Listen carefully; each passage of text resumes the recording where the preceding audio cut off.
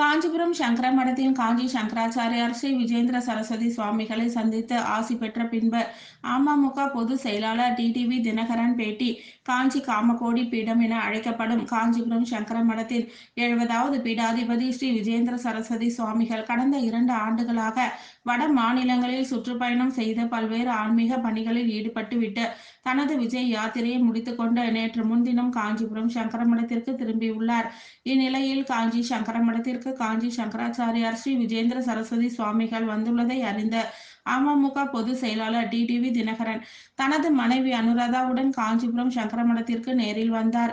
காஞ்சி சங்கர மடத்தில் சங்கராச்சாரியார் ஸ்ரீ விஜேந்திர சரஸ்வதி சுவாமிகளை மரியாதை நிமித்தமாக சந்தித்து வணங்கி ஆசி பெற்றார்.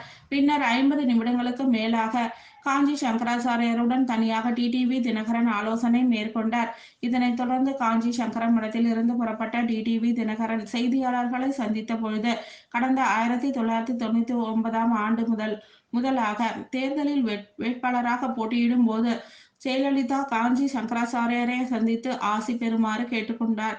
அதன்படி அன்று சந்தித்து ஆசி பெற்றேன். அன்று முதல் இன்று வரை தொடர்ந்து அவ்வப்போது சங்கராச்சாரியாரை சந்தித்து ஆசி பெறுவது வழக்கம். மரியாதை நிமித்தமாக சந்தித்து ஆசி பெற்றேன். உடன் தாம்பரம் முன்னாள் நகரமன்ற தலைவர் கரிகாலன் உட்பட அவரது கட்சியின் நிர்வாகிகள் ஆதரவாளர்கள் உட்பட பலரும் உடன் இருந்தனர்.